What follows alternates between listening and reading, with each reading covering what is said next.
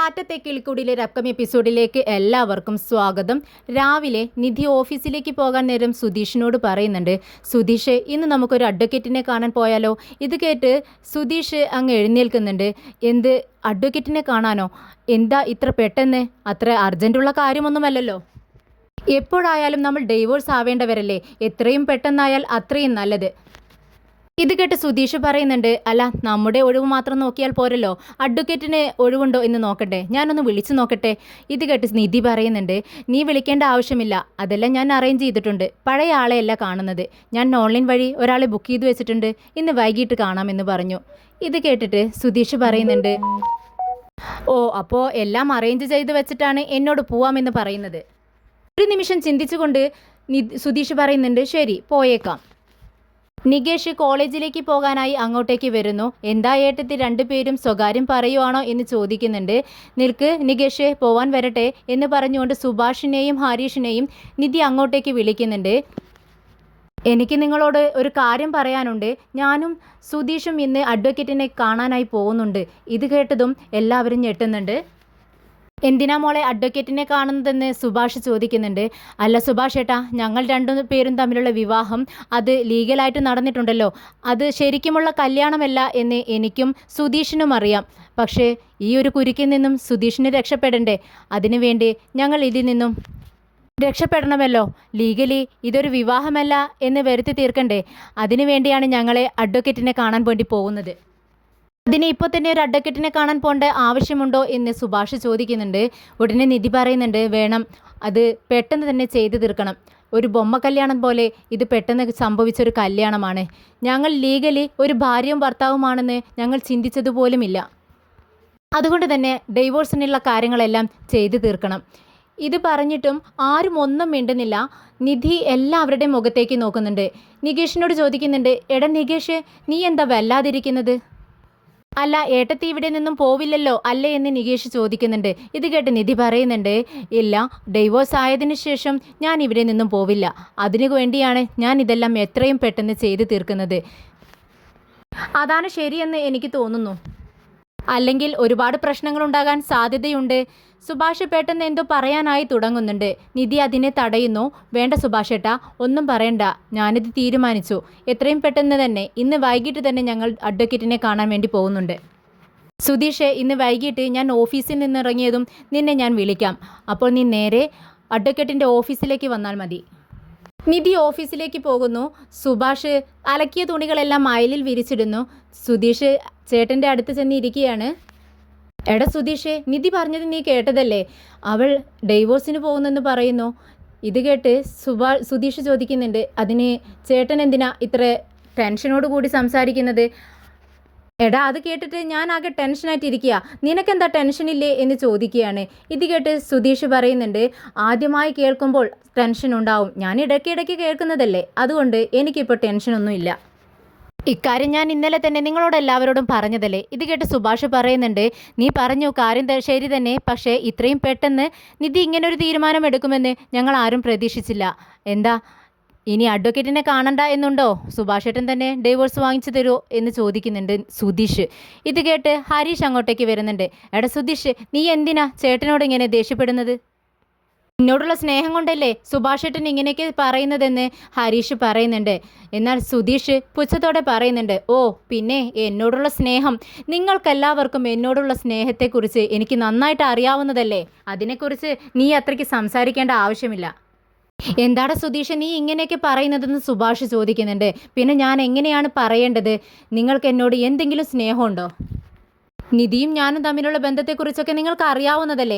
ഞാൻ എൻ്റെ സ്നേഹം അവളെ എത്ര പറഞ്ഞ് മനസ്സിലാക്കാൻ ശ്രമിച്ചാലും അവൾക്കത് മനസ്സിലാവുന്നില്ല. പക്ഷേ സുഭാഷ് ഏട്ടൻ അറിയാമല്ലോ. പക്ഷേ ഞങ്ങളുടെ സ്നേഹത്തിന് വേണ്ടി നിങ്ങൾ ഇതുവരെ എന്തെങ്കിലും ചെയ്തിട്ടുണ്ടോ? ഞങ്ങൾ ഒന്നിച്ച് സന്തോഷത്തോടെ ജീവിക്കാൻ വേണ്ടി നിങ്ങൾ എന്തെങ്കിലും ചെയ്തിട്ടുണ്ടോ? ഇത് കേട്ട് ഹരീഷ് പറയുന്നുണ്ട്, അതിന് നിങ്ങൾ സ്കൂൾ കുട്ടികളൊന്നും അല്ലല്ലോ, നിങ്ങളെ രണ്ടുപേരെയും ചേർത്ത് വെക്കാൻ വേണ്ടിയിട്ട്. നിങ്ങൾ തമ്മിലുള്ള പ്രശ്നങ്ങൾ തന്നെ വേറെയല്ലേ, അത് നിങ്ങൾ സ്വയം പരിഹരിക്കേണ്ടതാണ്.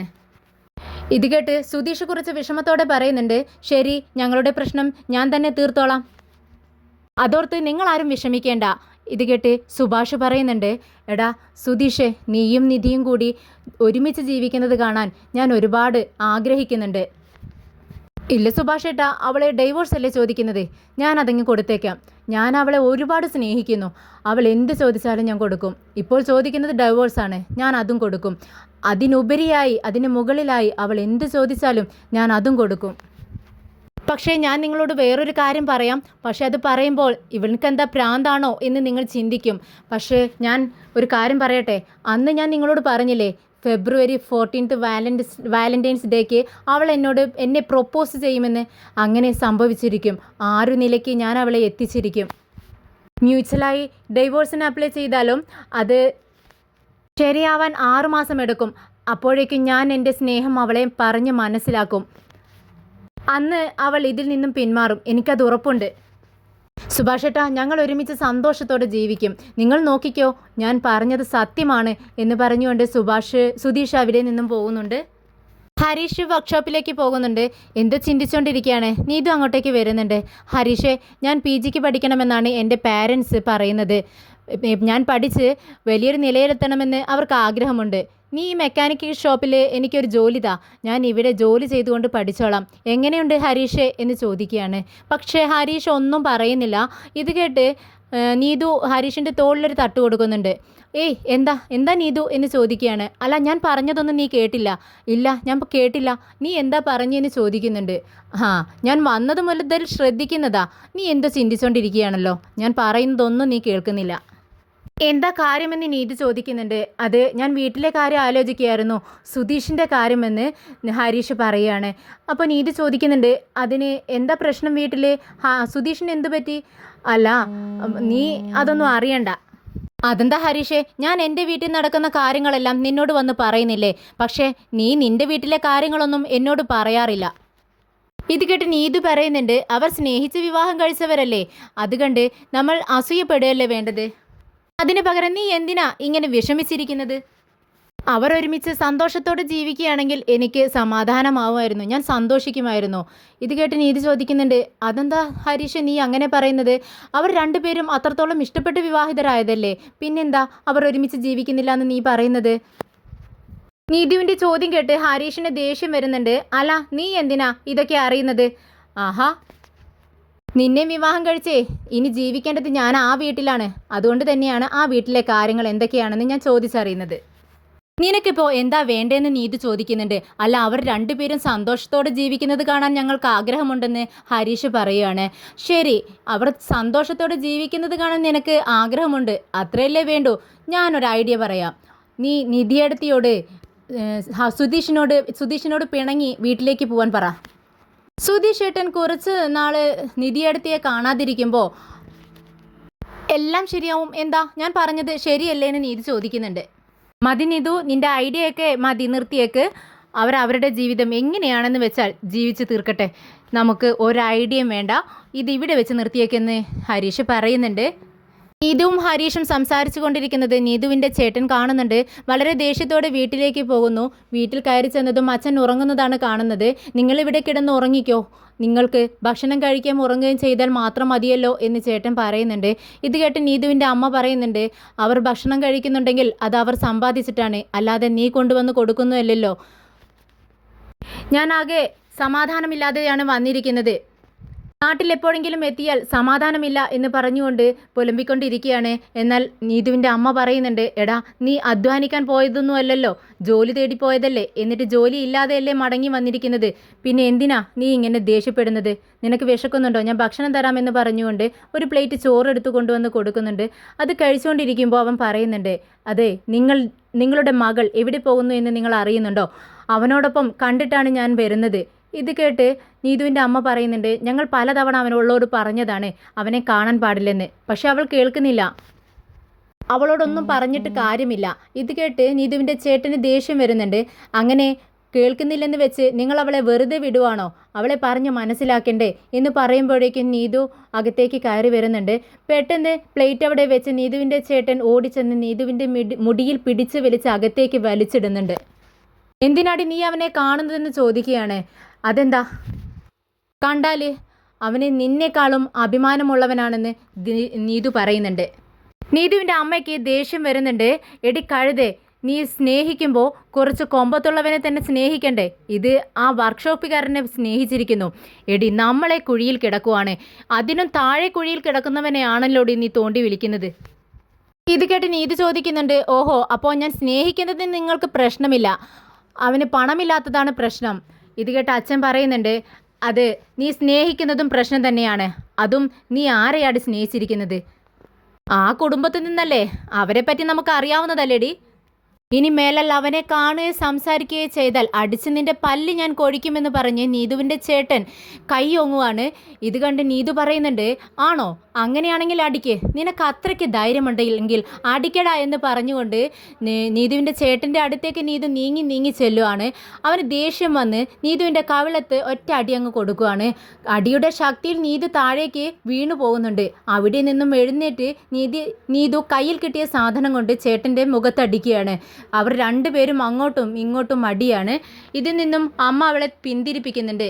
അമ്മ ചോദിക്കുന്നുണ്ട്, എടി നീ പഠിച്ചവളല്ലേ, സ്വന്തം ചേട്ടനെ അടിക്കാൻ പാടുണ്ടോ? ഇതൊക്കെ നിനക്ക് അറിയാവുന്ന കാര്യമല്ലേ? ഇതൊക്കെ ആരെങ്കിലും കണ്ടാൽ മോശമല്ലേ എന്ന് ചോദിക്കുകയാണ്. നിങ്ങളുടെ മകൻ എന്നെ അടിക്കുന്നത് കാണുന്നില്ലേ, അത് നിങ്ങൾക്ക് പ്രശ്നമല്ലേ എന്ന് ചോദിക്കുന്നുണ്ട് നീതു. ഇത് കേട്ട് അമ്മ പറയുന്നുണ്ട്, എടി നിന്നോടൊന്നും പറഞ്ഞിട്ട് കാര്യമില്ല, നിന്നെ പ്രസവിച്ചത് എനിക്ക് നാണക്കേടാവുന്നു എന്ന് പറയുകയാണ്. ഇത് കേട്ട് നീതു പറയുന്നുണ്ട്, ദേ ഞാൻ അവനെ സ്നേഹിക്കുന്നുണ്ട്, ഞാൻ ഹരീഷിനെ സ്നേഹിക്കുന്നു. ഒരുപാട് നാളുകൾക്ക് ശേഷമാണ് അവന് എന്നോട് ഇഷ്ടമാണെന്ന് പറഞ്ഞത്. അതുകൊണ്ട് തന്നെ അതിൽ നിന്നും അവനെ ആരും പിന്തിരിപ്പിക്കരുത്. അങ്ങനെ ആരെങ്കിലും ചെയ്താൽ എൻ്റെ സ്വഭാവം മാറും. ഓഹോ, നീ അവനെ വിവാഹം കഴിക്കാൻ വേണ്ടി തീരുമാനിച്ചോ എന്ന് ചോദിച്ചുകൊണ്ട് ചേട്ടൻ നീതുവിനെ വീണ്ടും അടിക്കുകയാണ്. പെട്ടെന്ന് അമ്മ അവളെ പിടിച്ച് അകത്തേക്ക് കൊണ്ടുപോകുന്നുണ്ട്. പഠിക്കാൻ വിട്ടാൽ പഠിക്കണം, അല്ലാതെ തോന്നിവാസം കാണിക്കരുത്. ഇനി മേലാൽ ഞങ്ങളറിയാതെ എന്തെങ്കിലും ചെയ്യാമെന്ന് നീ ധരിച്ചിട്ടുണ്ടെങ്കിൽ നീ അതങ്ങ് മനസ്സിൽ വെച്ചേക്ക് എന്ന് പറഞ്ഞുകൊണ്ട് ദേഷ്യത്തോടെ അമ്മ അവളെ റൂമിലാക്കിക്കൊണ്ട് പുറത്തേക്ക് ഇറങ്ങിപ്പോകുന്നു.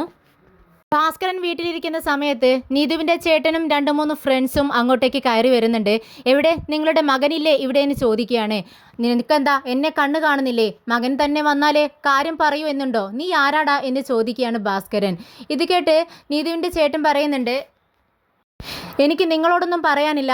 നിങ്ങളുടെ മകനുണ്ടല്ലോ ആ മെക്കാനിക്ക്, എനിക്ക് അവനെയാണ് കാണേണ്ടത്. എവിടെ അവൻ? ഹരീഷേ, എടാ ഇങ്ങോട്ടേക്ക് ഇറങ്ങി വാടാ എന്ന് ഉറക്കി വിളിച്ചു പറയുവാണ്. ഇത് കേട്ട് സുഭാഷും സുധീഷും പുറത്തേക്ക് വരുന്നു. ഇവരെ കണ്ടതും അവൻ പറയുന്നുണ്ട്, അല്ല ഹരീഷ് മാത്രമില്ലല്ലോ, നിങ്ങളെല്ലാവരുമുണ്ട്, എനിക്ക് അവനെയാണ് കാണേണ്ടത്.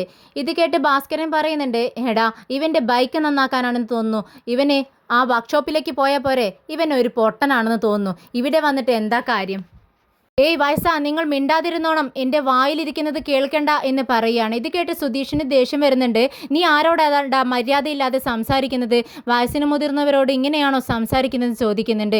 ഇത് കേട്ട് അവൻ പറയുന്നുണ്ട്, അവനെവിടെ ഹരീഷ്? എനിക്ക് അവനോടാണ് സംസാരിക്കേണ്ടത്, നിങ്ങൾ അവനെ ഇങ്ങോട്ടേക്ക് പുറത്തേക്ക് ഇറക്കിവിട്. ഇത് കേട്ട് ഹരീഷ് പറയുന്നുണ്ട്, അല്ല നീ ആരാ ഇതൊക്കെ പറയാൻ, നിന്നെ ഞാൻ ആരും ഇതുവരെ കണ്ടിട്ടില്ലല്ലോ. സുധീഷിനെ പെട്ടെന്ന് സുഭാഷ് അങ്ങ് പിടിച്ച് മാറ്റുവാണ്. എടാ അവൻ എവിടെ? അവനക്ക് മര്യാദയ്ക്ക് ഇരിക്കാൻ കഴിയില്ല അല്ലേ? എൻ്റെ പെങ്ങളുടെ നേരെയാണ് അവനെ കണ്ണെന്ന് പറയുന്നു. ഇത് കേട്ടതും സുധീഷ് ചോദിക്കുന്നുണ്ട്, ആരാ നിങ്ങളുടെ പെങ്ങൾ? അവളുടെ പേരെന്തെന്ന് ചോദിക്കുകയാണ്. എൻ്റെ പെങ്ങളുടെ പേര് നീതു എന്നാണ്. ഇത് കേട്ടത് സുഭാഷിനും സുധീഷിനും കാര്യം മനസ്സിലായി. ഓ, നീതുവിൻ്റെ ചേട്ടനാണോ? അത് വന്ന ഉടനെ അങ്ങ് പറഞ്ഞൂടെ നിനക്ക്? ഇതിനാണോടാ വളവളാന്നിങ്ങനെ സംസാരിച്ചുകൊണ്ടിരുന്നത്? അല്ല എന്നിട്ട് ഈ നീതുവിന് എന്ത് സംഭവിച്ചു?